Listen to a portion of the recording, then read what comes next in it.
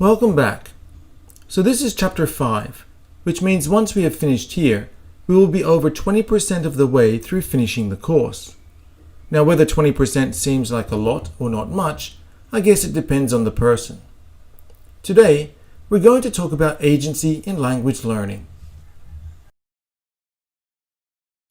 As always, we aren't going to get too deep into this topic. If it interests you, you can always go out on your own and do some extra study or research. You'll notice at the end of each chapter in this book some suggestions for extra reading. Through this video and our class discussions though, I hope you'll be able to get at least a basic understanding of agency and why it is important for language teachers to encourage this in their classes.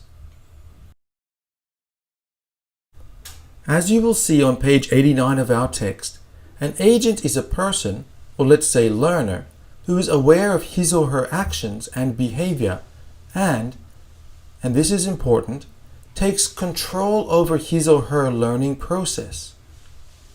It is being able to take control, make decisions, and take action with intent that encourages agency among learners. In this chapter, we are going to look at agency from the perspectives you see here and attempt to understand how we can encourage this feeling of control among our students. Let's get into it. We start off by looking at agency and self-efficacy. As we see halfway down page 90 in the definition by Bandura, self-efficacy refers to one's capabilities to organize and execute the courses of action required to produce given attainments. So you could say that self-efficacy is the belief and confidence that you will be able to complete a task successfully. What is important here also is that students who have high confidence to complete tasks successfully will have higher persistency. They are the ones who will keep on running towards their goals. They are the ones who will use strategies and self-regulation, which we talked about last week, to make more effort to achieve their goals. Those with low feelings of self-efficacy, however, will tend to give up easily. They will run away from their goals because they feel they won't be good enough to achieve them anyway. As teachers, we need to encourage this feeling of self-efficacy among our students, so they might take more responsibility for their actions, one of the aspects of a student with a strong sense of agency. We talked a little about rewards and motivation in the last video, and I asked you your opinion about giving stickers to students. Motivation is an extremely broad field, and talking about it all here is near impossible. Our textbook does summarize a couple of theories quite nicely though. On page 92, we see the discussion of the work by Robert Gardner, who said that the direction students are heading in their studies, or their orientations, affect their motivation to learn. If students have instrumental orientations, their reasons for studying are based around getting money, stickers, or points on a test. Those with integrative orientations, however, are more interested in becoming friends with people who speak the target language and learn about the culture.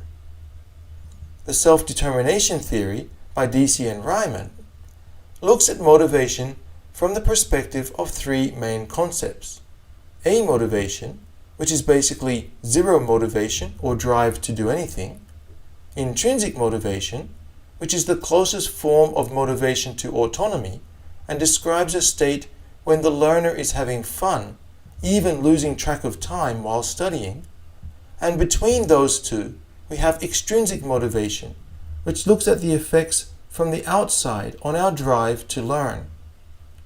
Extrinsic motivation includes 4 extra factors, but we don't have time to get into them here. Zoltan Dornier's L2 motivational self system introduced the idea of the ideal L2 self. This suggests that students will be driven to study when they have a clear image as a successful speaker of the target language in the future. Just as important, however, is the ought to L2 self-image, which is based on the expectations others have of us. Finally, we have the complex dynamic systems perspective, which is, as the name suggests, very complex. In the past, when researchers have looked at motivation, there has been a strong tendency to look at the levels of motivation before the course or experiment, and then after the course or experiment. Recently, however, there is a stronger call for studies that look at the changes that occur during the course or experiment, and for us to concentrate on what might cause an increase in motivation and what might cause decreases in motivation. Constant observations of your students might be one way you can do this. See, once you get me talking about motivation, I'll never stop. Let's have a discussion here. What I'd like you to do is choose one of these theories of motivation, do a little further research beyond what is in the textbook, whether it be through YouTube or Google Scholar or wherever you like, and do a critical analysis of that theory. I think I might have mentioned this before, but just to make sure, remember that in a critical analysis, I expect you to find both strengths and weaknesses of the theory you choose. Next, we'll have a quick look at embodiment and what it means when we are talking about agency. I think that what we see on the first 2 lines of this section really sums it up very well. Learning by doing is the best way to learn. By giving our students the chance to actually use and experience the language, we let them understand and master it better. We can't know what a word like coffee means unless we actually see, feel, smell, and taste the coffee. Then we will truly know what it means. This takes us back to the importance of understanding foreign cultures in language learning, as was briefly discussed last week. But we also see the inclusion of physical movement and drama as effective ways of increasing student agency in this chapter. Giving your students the chance to experience English is going to be effective for your classrooms. Let's have another quick chat. The use of the 5 senses is important when we think about embodiment. What ideas do you have to increase the way we use each of our 5 senses in our regular English classes?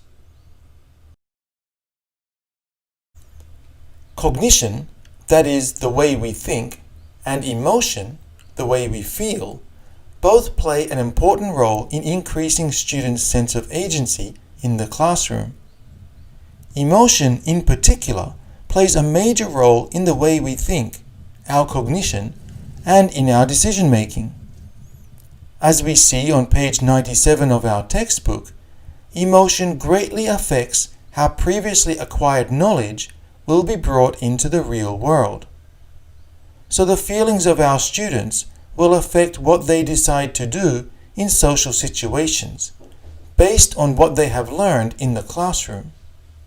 If we ignore our students' emotions, we take away a vital part of their learning.